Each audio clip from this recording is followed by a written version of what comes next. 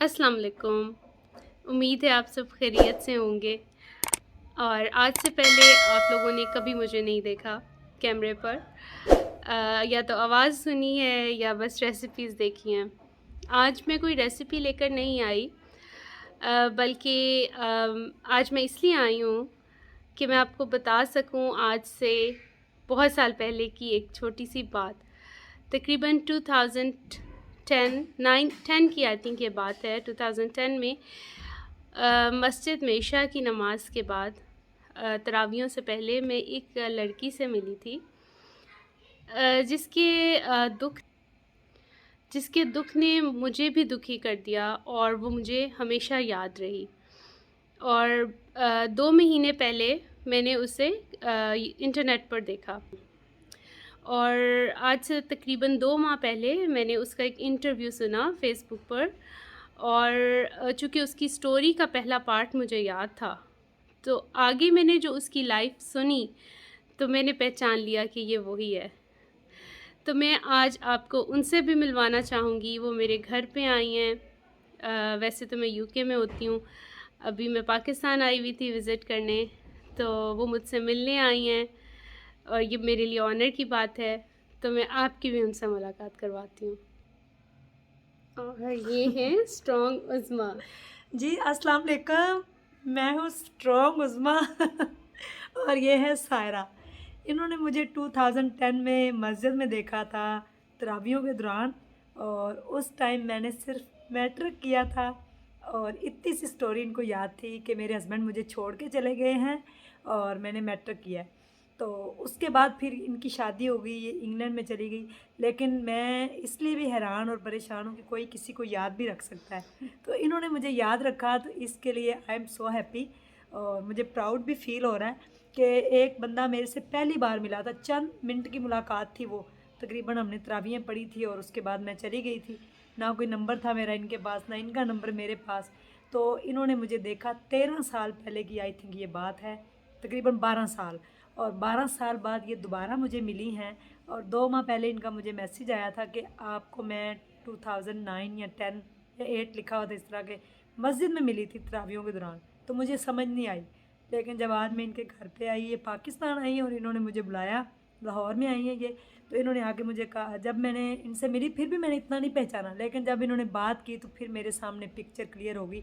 उस टाइम इन्होंने मुझे कहा था कि आप किसी मुफ्ती से मिलेंगे, आपके हस्बैंड गुम हो गए हैं, पता नहीं वो कहाँ छोड़ के चले गए हैं, तो वो शायद आपको कोई अच्छा मशवरा दें।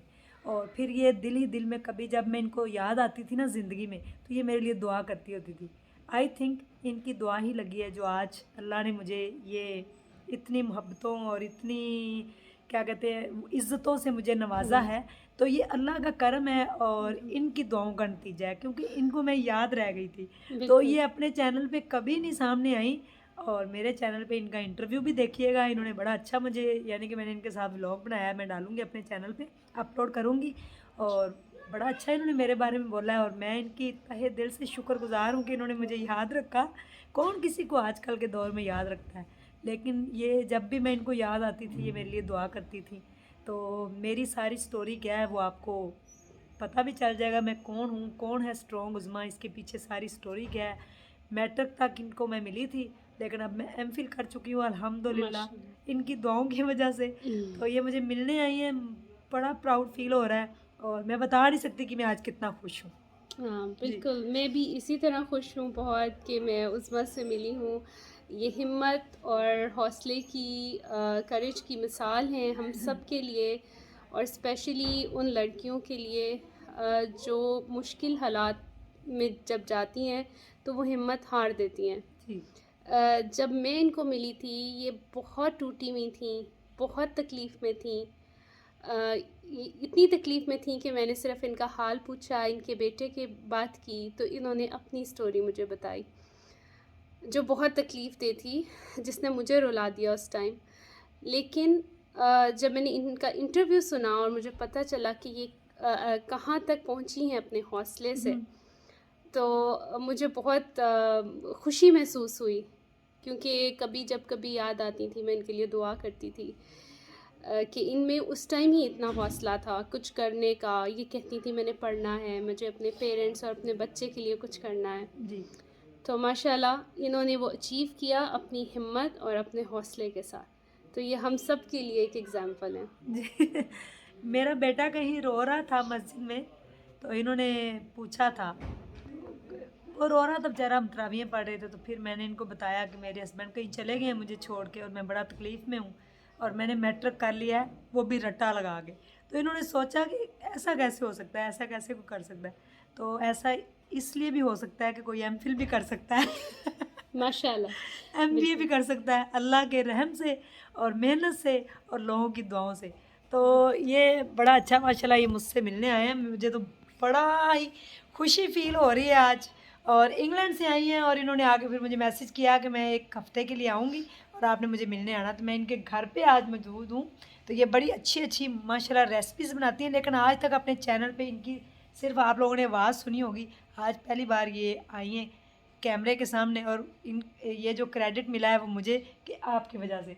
और मेरे साथ इनका बड़ा अच्छा सा व्लॉग भी बना है जो कि स्ट्रॉन्ग उज़्मा चैनल पे आप देखिएगा और इनके चैनल का लिंक भी वहाँ पे होगा, तो ज़रूर देखिएगा। और ऐसे लोग हमेशा याद रह जाते हैं और अब मुझे ये ज़िंदगी में कभी नहीं भूलेंगी, क्योंकि इन्होंने मुझे सिर्फ़ एक मुलाकात में याद रखा था और अब तो पूरी ज़िंदगी का इंशाल्लाह साथ है, जब तक ज़िंदगी है तो इंशाल्लाह। तो इसलिए जब ज़िंदगी में आपको बड़े से लोग मिलते हैं, बहुत सारे लोग मिलते हैं, लेकिन उसमें से कुछ आपको याद भी याद रह रह जाते हैं। जैसे मैं शायद इनको मुझे याद रह याद गई, रह मुझे आप नहीं याद थी हाँ। क्योंकि काफ़ी लोग थे ना उधर, मुझे नहीं पता कौन मुझसे मिलता था कौन नहीं। तो लेकिन आपको, मैं चूँकि आपसे पहली मर्तबा मिली थी तो आपको वो स्टोरी मेरी याद रह गई।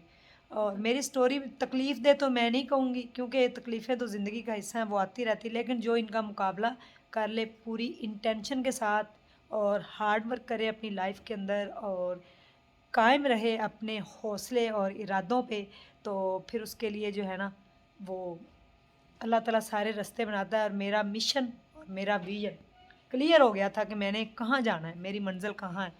तो मंज़िल का तो कुछ पता नहीं होता, लेकिन रास्ते अगर अच्छे हों तो उनके ऊपर आप चलना शुरू कर दें तो फिर एक ना एक दिन आपको अपनी मंज़िल और अपना विज़न जो है ना वो नज़र आ जाता है। हाँ जी, तो thank you so much Saira, आपका बहुत शुक्रिया। अल्लाह आपको ढेरों खुशियाँ दे और इनकी माशाल्लाह क्यूट सी 2 बेबी हैं, उनका मुकद्दर अल्लाह अच्छा करे। बेटियों के मुकद्दर अच्छे होने चाहिए, ये मेरी दिल से दुआ है। कभी भी किसी बेटी का मुकद्दर मेरी तरह ना हो, ये मैं दिल से दुआ मांगूंगी और आप मेरी हर दुआ में अब शामिल होंगी, क्योंकि मुझे लगता है कि इनकी दुआ की वजह से आज मैं यहाँ हूँ। क्योंकि इनको जब मैं याद आती थी तो इनके दिल से दुआ निकलती थी, तो वो कहीं ना कहीं अल्लाह ने फिर लिख ली और कबूल कर ली। Thank you so much. इसी के साथ अल्लाह हाफिज़। अल्लाह हाफ़िज़।